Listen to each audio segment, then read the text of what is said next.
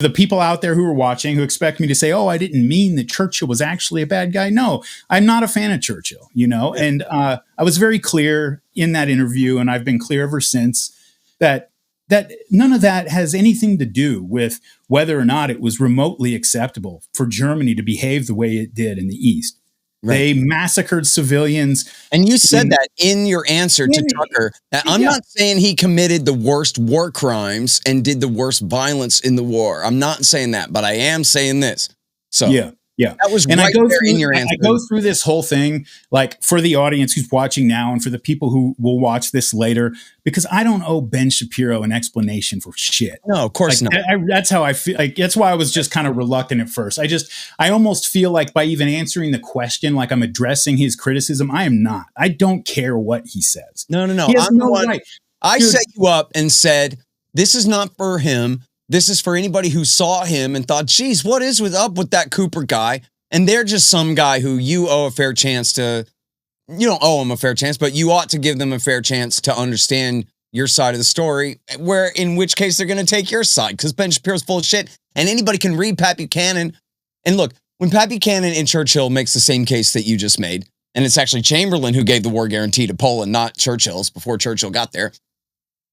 Pat Buchanan knew that everybody was going to call him a Germanic Nazi and whatever. So what did he do? He quoted only historians from Oxford and Cambridge from the very top of their class and said, see, this is what happened.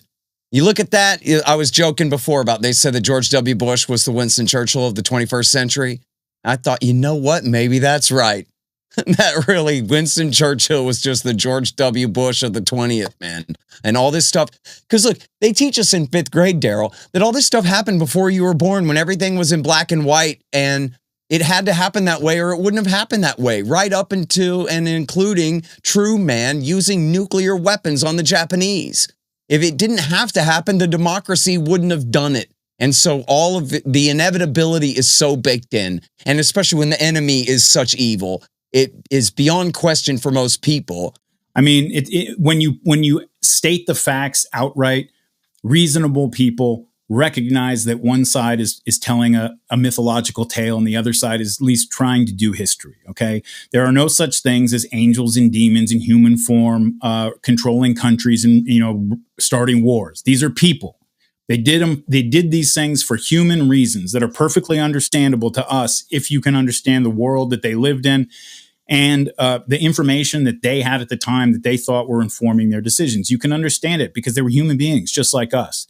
And, they almost like the myth has to exist for the simple reason that if you step back and look again at the things that we did during World War II, and this isn't to say that we were the worst perpetrators in the war. We obviously weren't. We didn't, we didn't kill nearly as many civilians as the Germans and the Japanese did.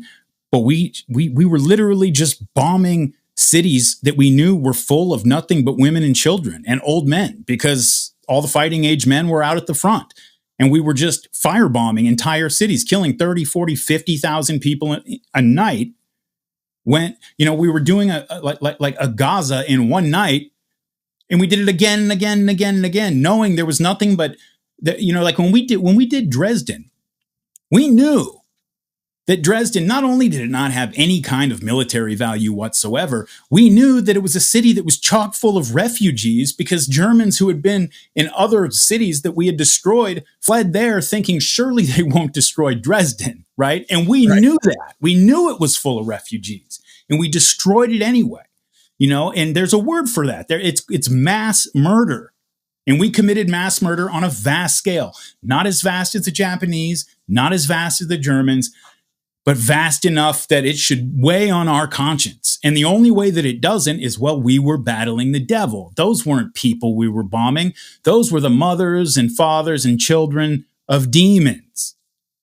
And that's the only way that we were able to come out of that war with a positive view of ourselves.